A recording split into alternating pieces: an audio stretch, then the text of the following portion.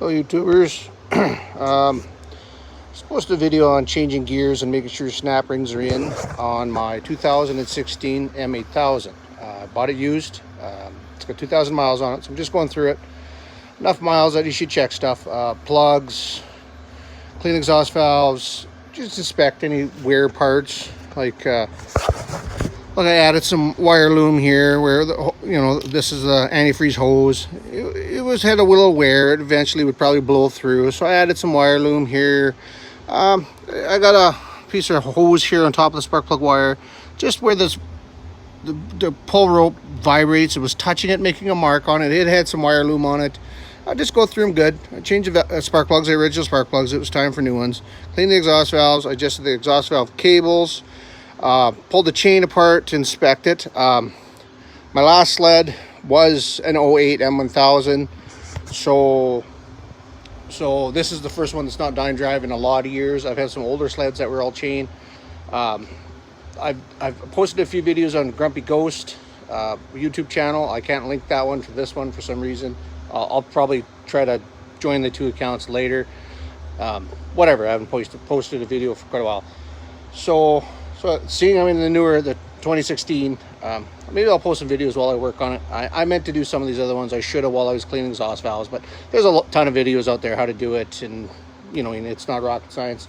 If you're brave enough to tackle it, usually do a little research, you can figure out how to do it. Just be careful, take your time, don't over tighten bolts. My advice is anybody that's using these, I love them. It's the best tool ever invented. Those little ratcheting impacts, but I do not tighten those little bolts with it. I've snapped bolts, stripped bolts, break stuff. If you want to break stuff, I've heard horror stories cracking these cases, guys, with those. What I use is a little 1/4-inch drive. I hold it just down at the top and gently tug it. I still have friends that are too strong. They don't know the old strength, and they'll break bolts and break stuff. If you're unsure, I guess, torque it. But you just have that feel, just snug, right? This is just magnesium. You could crack it. These are a self-tapping thread. So be very careful when you tighten them. Just snug them all up. This video was that I've never took one of these apart, and I'm one of those trial by fire kind of guys. So instead of doing the research, quite often I'll watch a video on YouTube or something, just how to take things apart if I'm not sure. But whatever, I just come into this thing and just start ripping it apart, thinking that this chain case, this is your oil, this is your two-stroke oil, and this is your chain case with oil in there. Thinking this backing wasn't that backing. I thought it was its own tank like the old plastic ones. Wrong. If you open that, all the oil leaks out.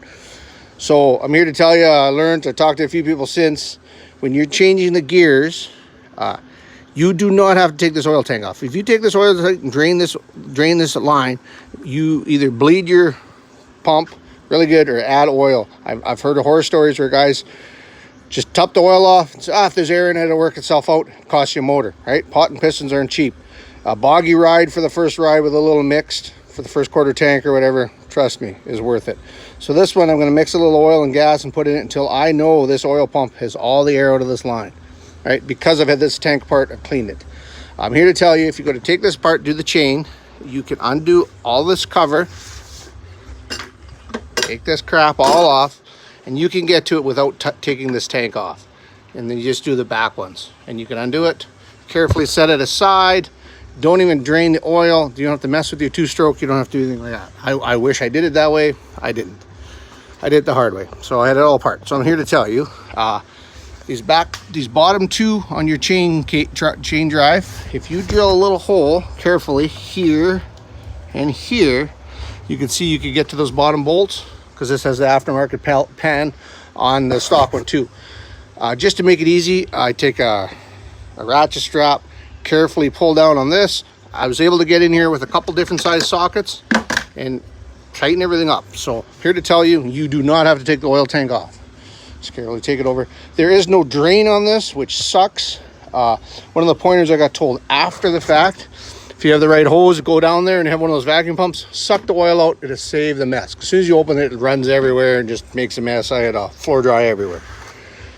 So if you can vacuum it out, that's a good pointer to have for these. Then at least there'll be less to sop up in here.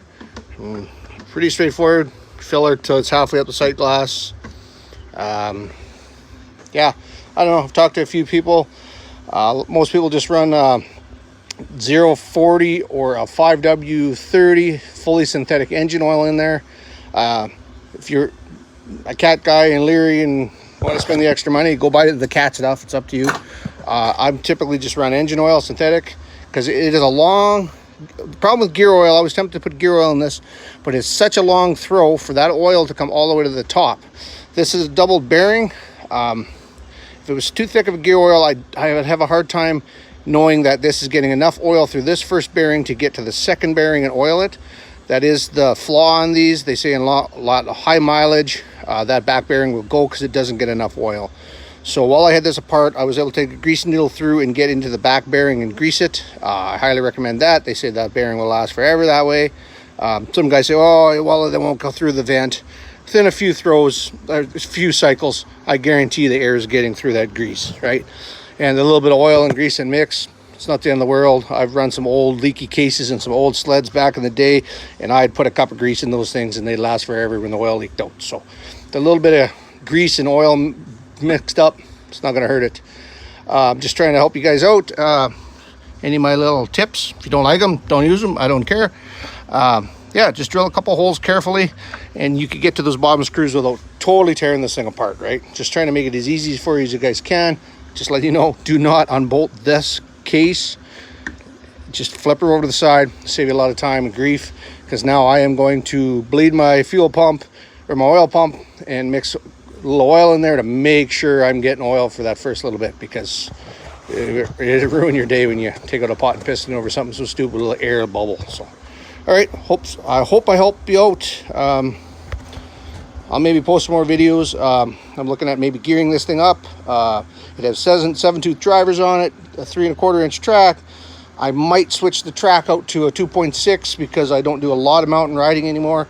I still like having a mountain machine and dry trails half the time, but that's just the way it is. If we get snow, I'm always in the ditch and playing where there's snow anyway. So we'll see. I'll maybe post some more videos. Yeah, like this is my 2016 M8000.